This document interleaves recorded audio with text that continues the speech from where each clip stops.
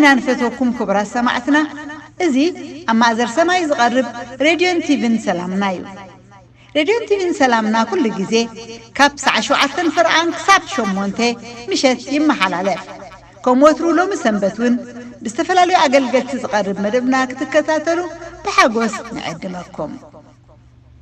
سلام نعخاتكم يخونو كبرات تخاتاتلتي أقل قلوت تيفي سلامنان الراديو سلامنان كما يكأنيكم اللهم لما عنتي حزالكم متى زلخو أرسي كاب هيوت سلامون انتين مهار زبليو جناخك عندي نفط تمرتي محلافنا كم تقول لي جزين قبره نجاراتنا خلو نأملخ منتي كنا ركبنا بتصولات كناتينا انت خيلكم كلاتكم أطويلكم تزيلها أبزل لكم مكانكم أبتصولات حوارني جزي أبي هري باركم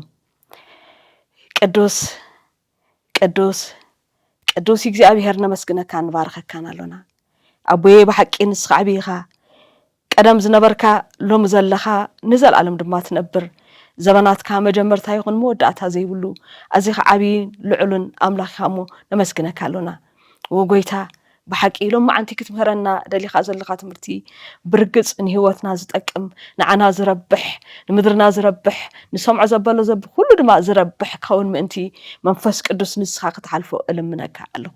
قويتها برقص نسخة نتمرت انت زي حليف كايو نسخة أنا أمرت زي حليف كايو نسخة أنا لبسوات انت زي حليف كايو اتن مهارات زمرتي زي كون ترقم النهابنا اتنسبكو سبكت زي كون ترقم إنهابنا نابط فاتكن كيد نخلينا جناخي اتناب قنوع زبالة زوسد تحق زبالة زمهر منفسكا كل جزينا مسحنا كخون نلمنا كالونا وقويتها إنه قويتهاين أملاخين أبزت مرتي إنه مرعى ولدي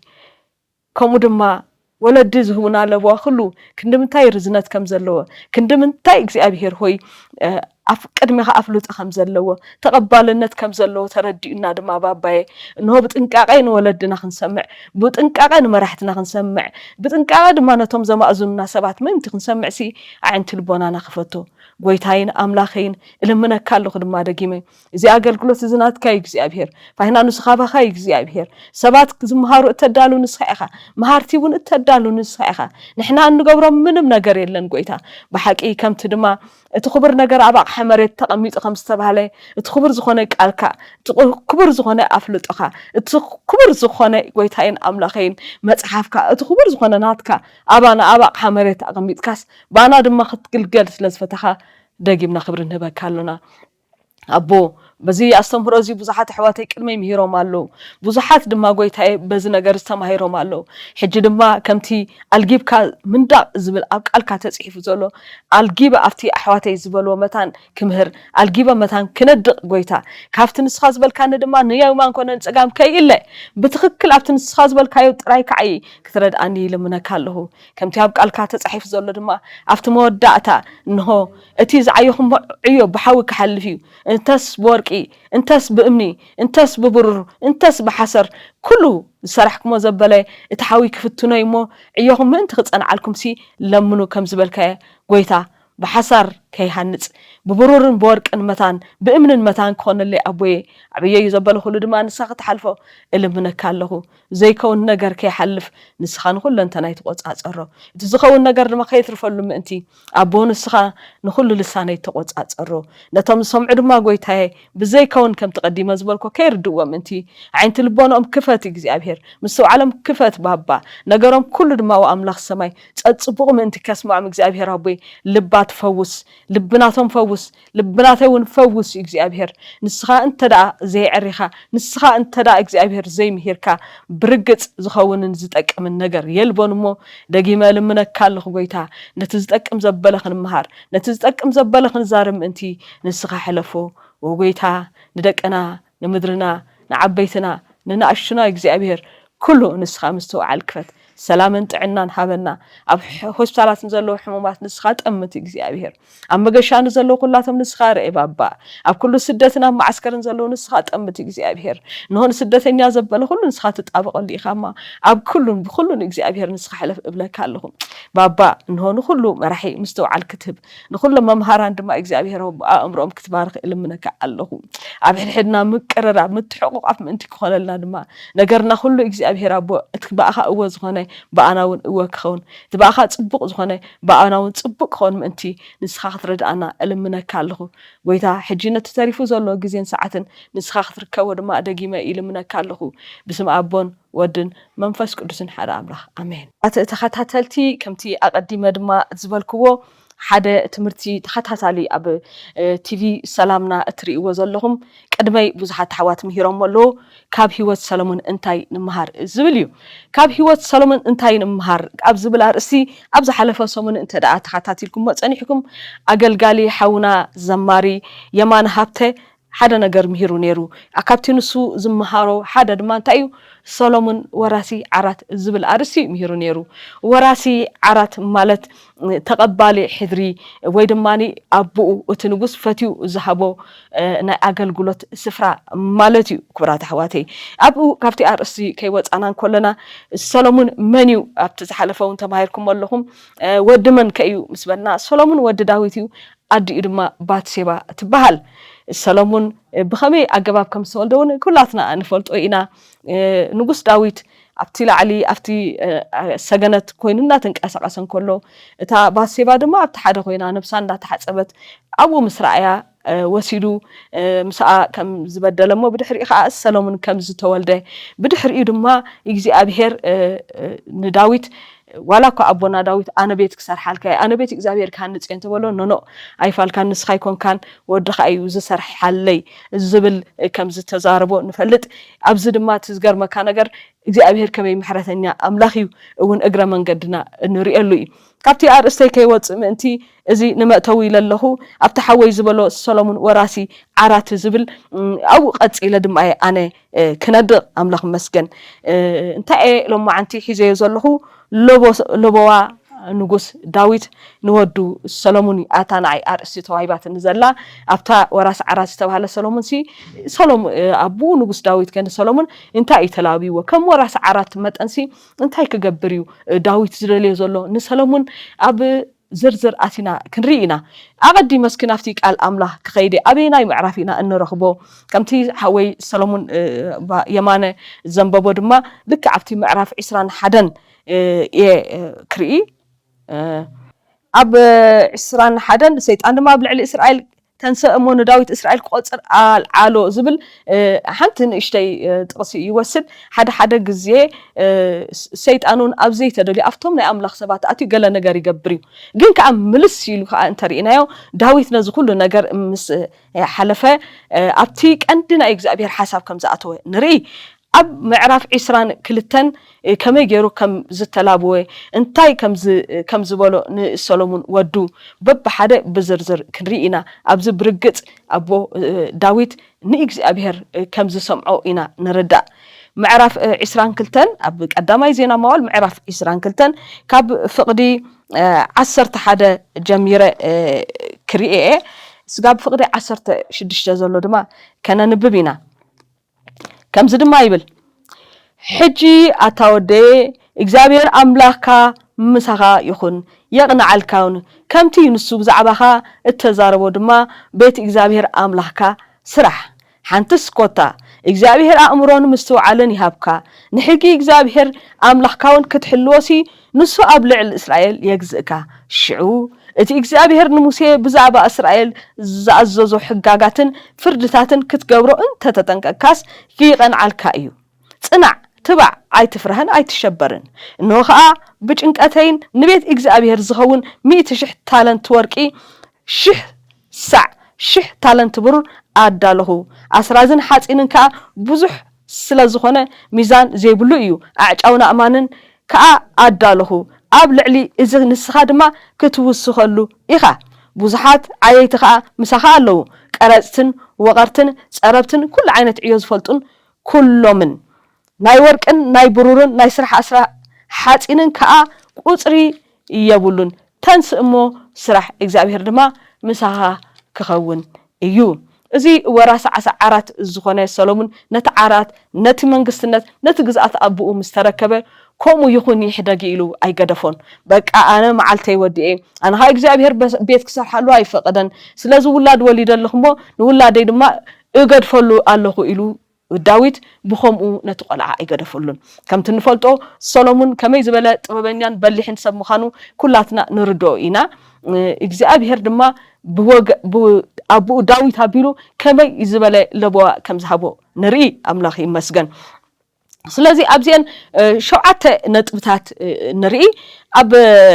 ተቐዳሜቲ ከምቲ እግዚአብሔር ብዛዕባኻ እተዛረቦ ይብል ከምቲ እግዚአብሔር ብዛዕባኻ እተዛረቦ ኣብታ ቀድም ኢለ ዝረኣኽዋ ምዕራፍ ሰይጣን እውን ይዛረበካ ግን ኣብዚኣ እግዚአብሔር እዩ ብዛዕባ ሰሎሞን ንዳዊት ተዛሪብዎ ከምቲ ኣብቲ ጽሑፍ ተባሂሉና ዘሎ ማለት እዩ ከምቲ እግዚአብሔር ብዛዕባኻ እተዛረቦ ኢሉ እግዚአብሔር ብዛዕባኡ እንታይ ተዛሪቡ ነይሩ ቀዳሞት ኣሕዋተይ ቀድመይ ዝነበሩ ኣሕዋተይ ምሂሮም ኣሎ እንታይ ልወሽዑ ንሕጊ ኣምላኽካ ሓሉ ኣምላኽ መስገን ስለዚ ካብ ተቐዳሜቲ ንጉስ ዳዊት ጾር ዝነበረቶ ተቐዳሜቲ ጭንቀቱ ዝነበረት ትእዛዝ እግዚአብሔር ይሕሎዶ ዝብል ነይሩ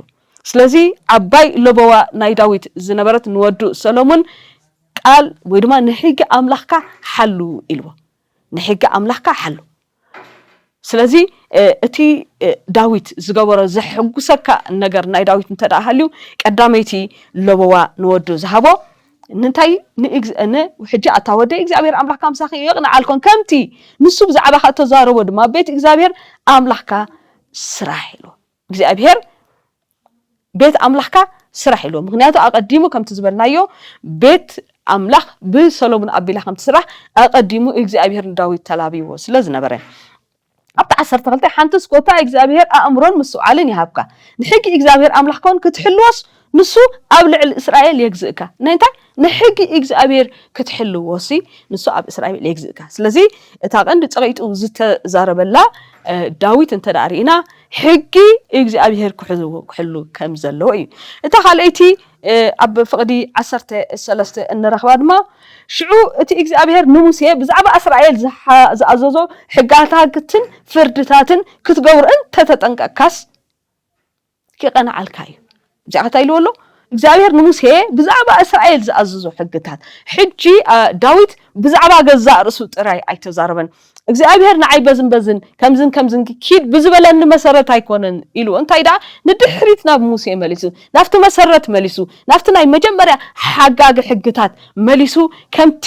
እግዚአብሔር ንሙሴ ዝበሎ ከምኡ ክትገብር ድማ እንታይ ኢልዎ ተጠንቀቕ ኢልዎ ዝገርም ለቦይ ኣሕዋቴ ከምቲ ኣነ ኣይበለን ክጅምር ከሎ ከምቲ እግዚአብሔር መሊሱኻ ከምቲ ንሙሴ ዝኣዘዞ ትእዛዛት ክብሎ እንከሎ ንርኢ ስለዚ እግዚአብሔር ንዳዊት ሕድሪ ምስ በሎ ዳዊት ከዓ ከምታ እግዚአብሔር ዝበሎ ገይሩ ንወዱ ሰሎሞን ኣሕሊፉሉ ክልተ ዓበይቲ ነገራት ድማ ኢሎ ቅድም ሕጊ እግዚአብሔር ንክገብር ክጥንቀቕ ካልኣይ ድማ ከምቲ ትእዛዛት ሕጊ ሙሴ ክገብር ምእንቲ ክጥንቀቕ ተላቢዎ ኣሎ ኣብዚ ንሪኦ ዓብ ነገር እንታይ እንተዳኢልና ካብላትካ ጥራይ ኮንካ ንውላድካ ከምዝን ግበር ትብሎ ንውላድካ ኣበይ ክትስርተለካ ዳዊት ንውላድ ኣበይ ክስርተሎ ኣበይ ናይ ከመሐቆበሉ እንታይ ክላቦሎ ብትክክል ዝፈልጥ ኣቦ እዩ ነይሩ ኣቦ ኣፍቲ ፍቅዲ 13 ድማ ሕግ ክትገብሮ እንተ ተጠንቀቅካ ኢሉ ድማ ካልኣይ ለቦዋ ሂብዎሎ ነቲ ሕግ ናይ ሙሴ ክትገብሮስ እንተ ተጠንቀቅካ ቃል ብቃሉ ተፈጸምካዮ ልክዕ ከምታ ተጻሒፋ ዘላ ጌር እንተ ኸድካ ኢልዎሎ ስለዚ ክቐንዓልካ እዩ ጥራሕ ኢሉ ኣይመረቆ እንታይ ዳ ኢልዎሎ ከምታ ናይ ሙሴ ክትገብርሲ እንተ ተጠንቀቅካ ኣብ ሕጊ ሙሴን ኣብ ሕጊ እግዚአብሔርን ኣብቲ እግዚአብሔር ዝሕጎሰሉ ነገርን ኣጸቢቁ ተጠንቂቁ ክመላለስ ኣሕሚሙ ተላቢዎ ነይሩ ዳዊት ንወዱ ሰሎሞን ኣብታ ፍቅዲ 13 ከይ ወፃናን ከለና ድማ እንታይ ይብሎ ጽናዕ ትባዕን ኣይትፍራህን ኣይትሸበርን ኢልዎሎ ኣብዚ ኣብ ናይ ንኢያሱን ክንዝክሮ ንኽእል ኢና እግዚአብሔር ቃል ብቃል ንኢያሱ እንታይ ኢልዎ ነይሩ ጽናዕ ትባዕ ኢልዎ ነይሩ ኣብዚኣ ድማ ዳዊት ጽናዕን ትባዕን ክብሎ እንከሎ ንርኢ ኣቦ ና ዳዊት ወይ ድማ ዳዊት ኣቦ ሰሎሞን ብከመይ ዝበለ መከራ ዝሓለፈ ብሞጋሰ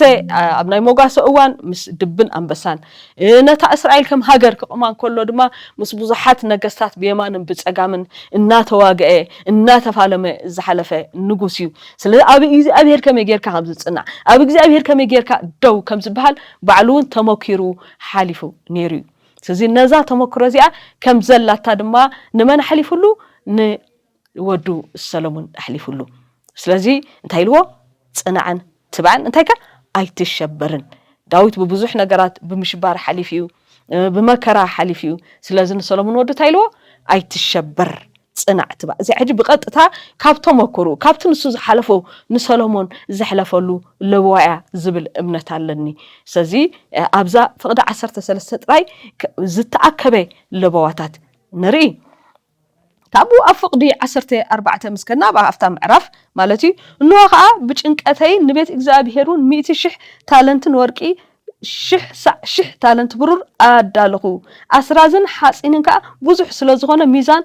ዘይብሉ እዩ ኣጫውና ኣማንካ ኣዳለኹ ኣብ ልዕሊ እዚ ንስኻ ድማ እንታይ ኢልዎ ክትውስኸሉ ኢኻ ሕጂ ንጉስ ዳዊት ንቤት እግዚአብሔር ወይ ድማ ነታ ናይ ኣምላኽ ቤት ኢሉ ዝሓስባ ክሰርሓ ምስ ደለየ ኩሉ ነገር ኣዳልዩ ነይሩ እቲ ዘዳለዎ ነገር ብዘይከውን ነገር ኣየባኾኖን ዳዊት እንታይ ደኣ ገይሩ ከም ዘሎ ዓቂቦ ስለዚ ነቲ ዝተዓቀበ ንብረት ኣብ ምንታይ መዓላ ክውዕሎ ኣለዎ ዘገርም ነገር እዩ ዳዊት ንሰሎሞን ክህቦ ከሎ ክንድዚ ገንዘብ እንዲ ግዜ ኣለካ እንታይ ክንግበሮ ንምንታይ ኢሉ ኣብ መስራሕ ቤት እግዚአብሔር ኣውዕሎ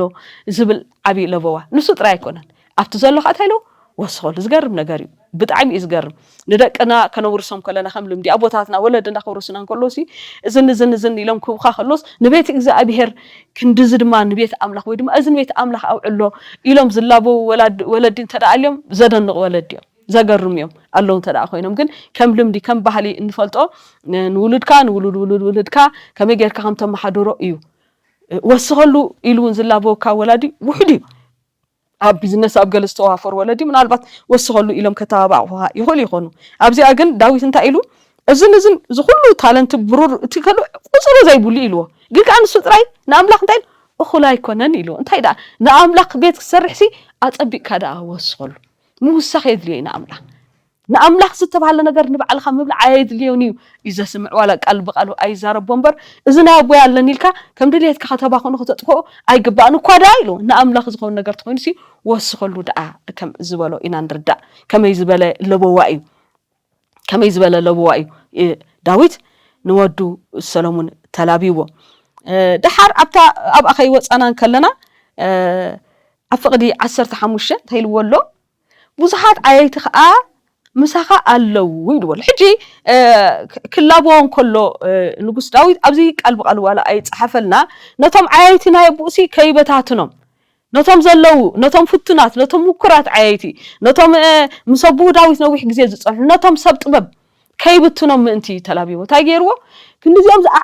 ዝኣኽሉ ዓየይቲ ድማ ኣለው ምሳኻ ስለዚ ገይሮም ተጠቐመሎም ንዓኣቶም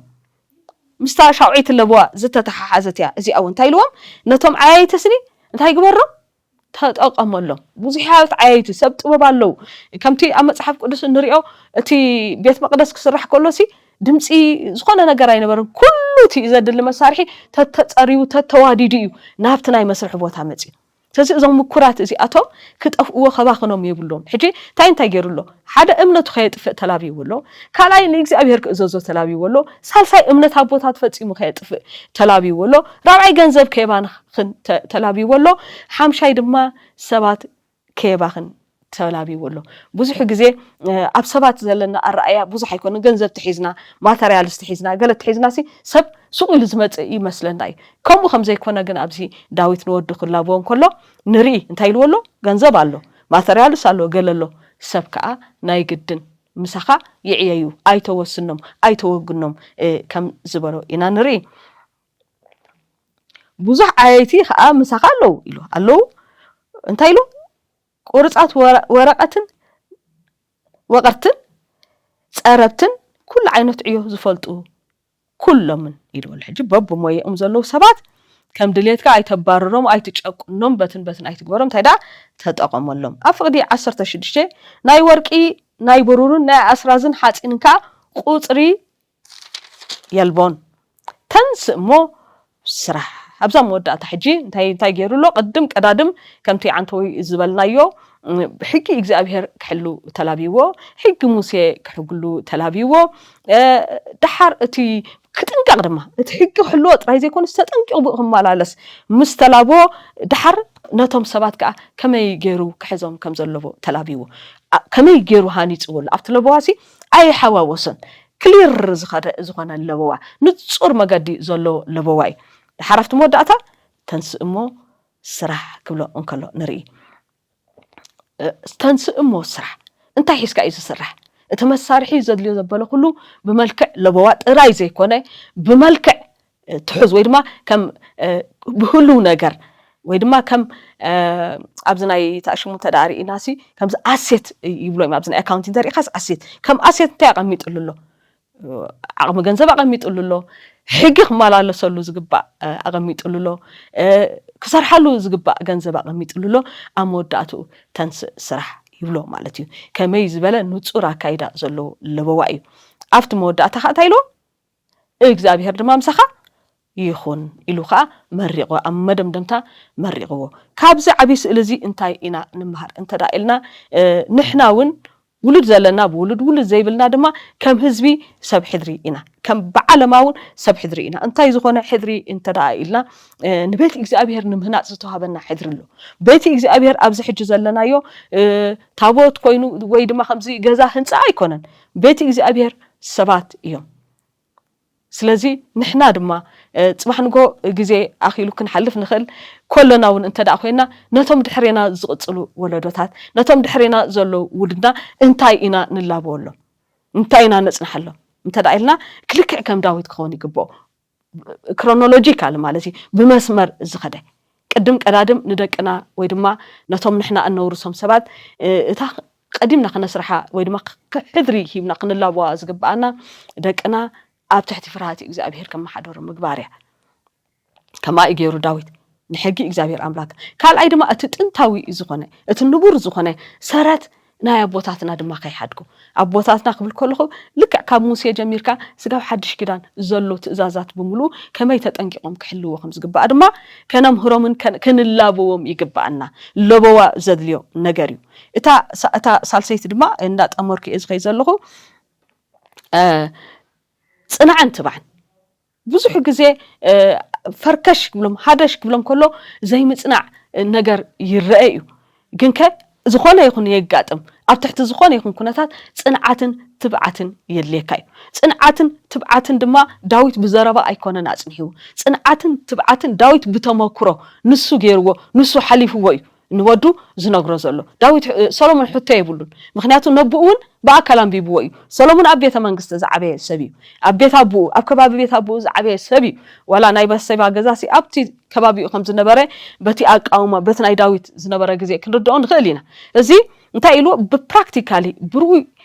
ርኢዩ እትለበዋ ኣሕሊፉሉ ንሕና ድማ ክንላቦ እንተዳ ኮይና ከነሕልፍ እንተዳ ኮይና ቅድም ቀዳድም ካብ ህይወትና ከንብብዎ ዝግባእ ነገር ኣለዎ እቶም ወረስቲ እቶም ተቐበልቲ እንብሎም ሰባት ብህይወትና ዝሓለፍናዮ ነገር ከም ርስቲ ከነጽንሐሎም ክንላቦም ከለናሲ ኣነ በዝን ሓሊፈ ጽናዕ ትባዕ ክንብሎም ከለና ኣይትሸበር ክንብሎም ከለና ጸኒዕናን ተቢዕናን ከይተረበሽናን ክርዩና ክኽእሉ ኣለዎም እሱ ምስራይ እዮም እንታይ ዝኾኑ ነትናትና ኣሰር ስዒቦም ከማና ድማ ልዕሌና ድማ ክኾኑ ዝኽእሉ እዚ እዩ ናይ ዳዊት ለበዋ ካብቲ ዝሕጉሰካ ነገር ንሱ ዘይሓለፎ ንሱ ዘይገበሮ ነገር ንውላዱ ግበር ክብሎ ኣይተረኽበን ኣብቲ ርእሲ ዘሎ ድማ ወስኸሉ ዘገርም ነገር እዩ በቃ ዳዊት ኣብ ርእሲ ዘሎ እናወሰኸ ይመጽእ ንባዕሉ እዚ ኩሉ ነገራት ክእክብ እንከሎሲ ከምቲ ናይ ዳዊት ህይወት እንድሕር ትምልስ ኢልና ርኢናዮ ላግዠሪ ወይ ድማ ከምዚ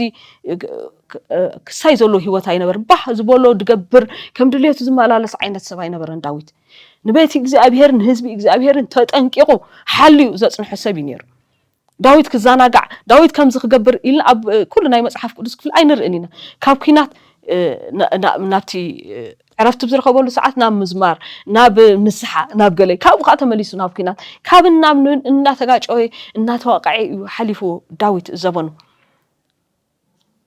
ከምኡ እንዳገበረ ግን እንታይ ገይሩ ንቤት እግዚአብሔር ምህነፅ ዝኸውን ነገር ኣጽኒሒሉ እዩ ስለዚ ንሰሎሞን ኣብ ጎልጎል ኣይኮነን ተላቢዎ ስርሓዮ ሰሪሕካ ኣይኮነን ኢልዎ ግን ከዓ እቲ ዘለካ እውን እኹል ኣይኮነን ኢልዎ ስለዚ እንታይ ደኣ ወስኸሉ ነቲ ዘለካ ወስኸሉ ከምዚ ናይ ህይወት ሰሎሞን እንሪኦ ኣብ ዘበኑ ዕሩፍ ነይሩ ሰሎሞን ካብቲ ኣርእሰይ ከይወፅእ እንታይ እዩ ኩሉ ነገር ዝተዋደደሉ ነታ ናይ ልብኡ ለበዋ ከዓኒ ብስነ ስርዓት ዝሓዘ ሰብ ነይሩ ካብቲ ለበዋ ኣቡኡ ዝሃቦ ولا حنت خيقدل كلن يسمعون أبو زيادة أنت زيادة أخم يجير خبل كله أي تسمعني سلام أنت عيشهم زي بلا سولومون زيادة أخم يجير خجبرة أبزو زلور كسكابي مسئم مخوسخ صنع تبعت بلا نزل خاسي أنت هيدو قريف كاليها أي بلون مخنياتو تماهيريو براكتيكالي بيوت أبو زت مهارة 7 years سولومون نعم كن برجت كجبران بتها مجدتي أن خيرن كنا أنت هاي جبر نيرو يدالو نيرو داويد سي كاب تمكرو كاب تزحلفو اون سولومون كمهار غير وي إلنا لنا أنا أبنت أب معرف عسران سلستن انت دقا رئينا أب قدامي زينا ما أقول معرف عسران سلستن أب فقدي سلسان حدن سي انتايبل كل جزي أب قدم إجز أبهير كم تيبزعبو التسرعي بسنابتن بسرق ورحن بقطري التمدب بعلاتن نيجز أبهر كل أتي زحر مسواتي كعرجلو نمحلاو أتدكان مرخابون نمحلاون إتمقدسن إتهم حواتهم دقي أرون نقلقلت بيت إجز أبهر زلوم محلاو دما كحلو أيام يبل هدي أبزي أنت دا رينا ياسي فتصم زخانة ناي سرعة محلا فتصم زخانة ناي كايدا نجر إنا النري سبب بسرعة داويتون تاجرو أتنحلو حلاف زلاف زبهال أبيت داويت أين برن داويت نبعلو زجبرو نتنس زخدا مجدي نسالك أجرو نداويت أمتي سلومون ودو أمتيلو سلام انتاي كأيو سلومون نزنا جرز وراس عرات كوينو إلنا ندحرت ملس إلنا رئنا يوسي محرات إجزاء بيهر لما أبزي كي ذكرنا يكون حلف أين دلن محرات إجزاء بيهر أمن أب داويتيو سلومون كمي كم سولده بعد سيبا كمي كم زنبرت أفتم أتوي تزاري بلو ويدما رئيون يري تزي بازم مجارات تزي بازم مجاد تزي حليفو نبي ناتان تاي كم زبولة أفت وانتي رئينا لنا سلازي داويت كاود كأتو زرقة بولاديو سلازي داويت نسلومون بحري أجزاء بيهر ولا قاتوني أما بركاز سان سبيلن ولا أقوى أنت تبهله لك عجن أنت قدامي تودك فتسيمو خدجما أيدلين داويت أب سلومون سي اتاناتو ودقت انتاي كتدقم ايدليان زغرم لو بواي داويت زودو قلو نجر حدا نابن تدايلنا سي حكي اغزابيهر يطيسو داويت سبقتيلو داويت اب زموت وديقو ترخيبو داويت كافتاتاس اغزابيهر ولم إلو ويدما زحط إلو ترخيبو بسرو دما أتي زسعب نجارات كل رئينا يلونا تمليسون مقطعنا إسرائيل ونزول كال نجار وديقون رئينا سلازي نبعلون بلعلن تحتن بود قتل بمتنسان زحلف سلازخونه إذا نجارزي متان أبودو كيدقم متان أب سولومون كيدقم كميز بلا سرعته زحلو لبوا كمزتلابو نري سلازي كبرات سمعتي دك أنان أتوم نورسهم ولدن جدًا كمات أنك زولد زوجي ودي جدًا تزولد كايو سواء يكونن ولاد كمالت بعلم التعبيو بحلاف النت التعبيو بمارح النت التعبيو سبقون غالي نجوس داويد نجوس سلومون ولا كوا ولاد حقوق انتهانا بعابي يجن كرمي أذن برا نجوسي مالتي سازي حدا نجوس انتايز عينه اللبوا يحلفون أبزي كنرئنا خلينا حدا كركبون كله انت عينه اللبوا يحلفون له كاب حدا نايسرح بوتا نبت حتيخا زلو سب حلاف النت كتركبون كله أبى تخرسيان بعابي انت متسينا دما حدا أقل نت حدا أقل حلاف النت كركبون كله انت عينه اللبوا تات كحلفون ليك بقى كلك خمزانا يداويت مسمور حلو كخيد انت زي كيلو حلاف زلاف دحدا الله خوين ابلوبا اموداتو اتي بتكريستيانا يصنع اتي تهبو زلخا معرغا يصنع بو بيلاون علمن هاجرن كتصنع ايتخلني سزي محلاف لبوا قليل ነገር አይኮነን ለبوا خنلاون كلنا كندمنتاي ጥንቃቄ خمزدلينا كندمنتاي ኮንሰንትሬት ክንኮን አፍት ነገር አጥብቅና ጠሚትና خنላቡ خمزلنا ካብዝ ምዕራፍ እዚ እንመሃሪና ዳዊት ኮም ይገሩ أبتاود كأثناتي أي تودق زبالة إذا مسلكه تتأنكر إلو هذا سي أبتا 14 تداري ناسي نحق مسيا دماسي 10 سنة موداتا نحق مسياسي تتأنكك كت جبرة تجادل تتأنكك جبر ريلو أب حق مسيا سلا زي تتأنكر إيو داوود أبتا شجرتي أوديو سلا زين تايلو أب حق مسيا تجبر تتأنكر إلو سلا زي كمي إنخن إحنا خنجبر كابز سنتا إنا نمهار كم يجرنا لبواخنا حلو أفتزود قنايو ودق دقنا أفتزود قنايو تودق دو بتخرسيان نا أيفال كافتي زود قنايو كافتي شتات زبلنا له نجر تماهرنا نتا بتخرسيان نتي ولدو نتهم دقنا نتي بدحرينا إن ركبو نايسر حلاف نتون كابود كات نتا زخنا خنجورا نخيلنا كم يجرنا كم زا ناي داويت جرنا أنت دا أتلبوا حلف نايو مالتي مصنعن متبعون كمو صنعن تبعن كبلن كله داويت أبوه سولومون كابنا أبو داويت زانتا تماهيرو كونسي بجديو كما يجرو نفلست نقولياد قتيلو كما يجرو أفت جوسنت أبوه داويت بصنعتن يحلف نيروسي بأكل زرعيو نجر الله سولومون فتو سبي نيرو سلازي كنلابو انكلنا بتنقاق كنقبرو يقبأناي لعل كله أبلوابو لبوانا شلل نبلو نجر أبهيكي إجزابهر كمالال السب دكنا مسارحتنا بيت كريستيان أفتسم فقد إجزابهر كمالال مقبر اتفتسم قصقر زي قبوي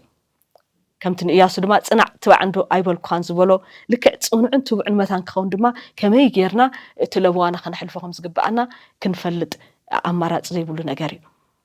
انت دا ازيله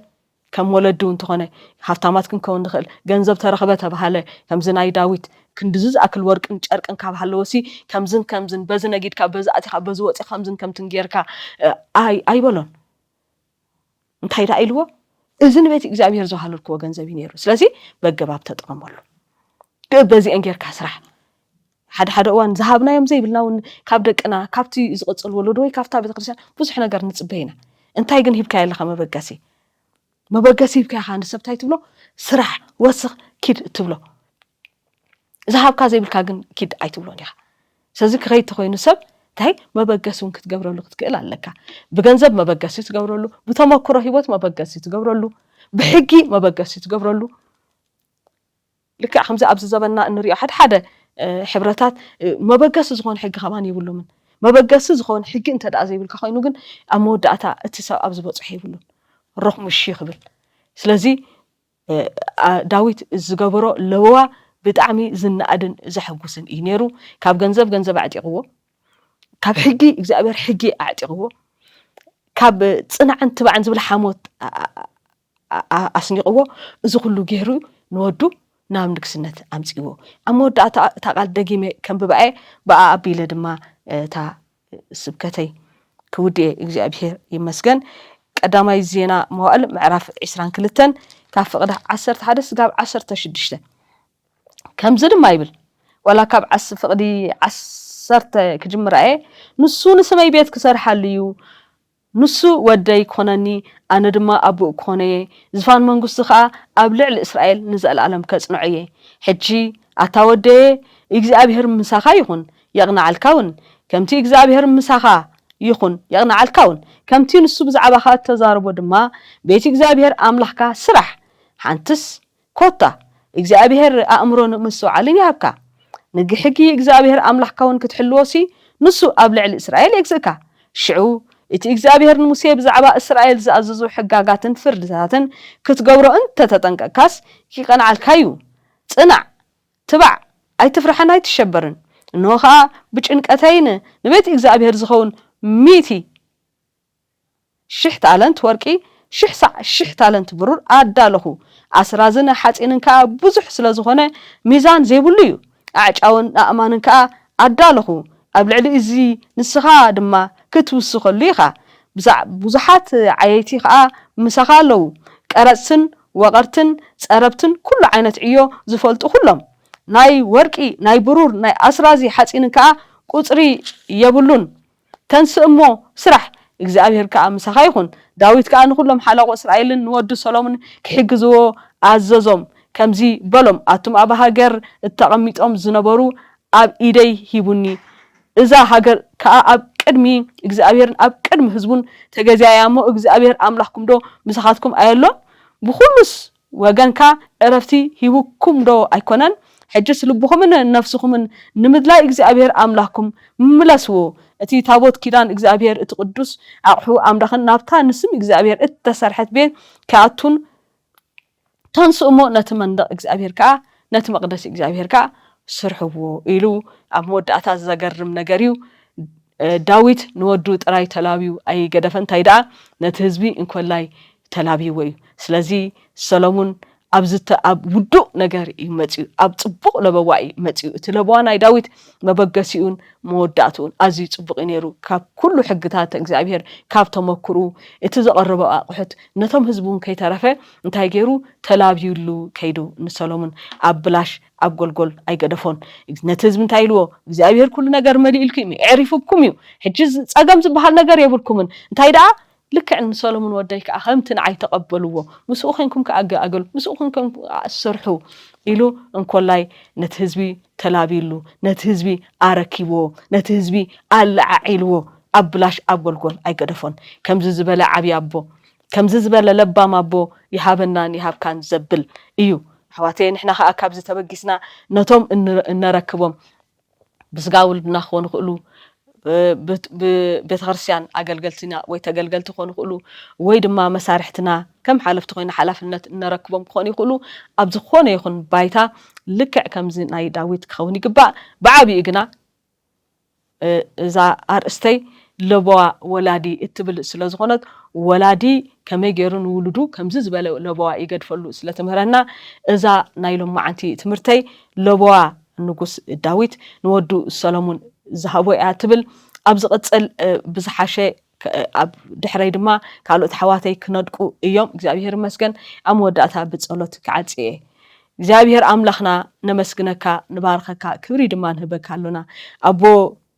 كم تزبلكاني إلى كون تسفاي جبر أبوي إنه تام سمعت دما خم تسمعوا وزقبهم سمعهم كونوا تسفاي جبر قويتا إنه نزق على زم سمعوا نزت مرتزم استمهروا دما كم يجرم ندك أملو باخ حلفوا خمس قلوا نسخة كتب لبومن كترد أمني لمنكا إجابي هو بحكي أبك الكهبت له أبك الكهب برخة على زجرم فلتت دما الله كم يجرنا خنكيد كم يجرنا خن محرر كم ندخل بزال النقطة أمرات تصحيف لنا لهم أبوي سلازي استوهب الناس صحف سلازي منفس قدس ذهبنا قدوس قال دما نمسكنك قالونا اب قال كامصينا سينا ينفلطن كل عينت فلطت كل عينت استمرو كل عينت مغبي اباخال لما ابوي كبرين هبكا نمسكنك قالونا نزقصل غزي ساعات كل دما نعخا نبكالنا زبننا بارخ ساعتنا بارخ نتم زركبنا بارخ ولد بارخ ولد بارخ بسم ابون ودن منفس قدوسن حدا املاح امين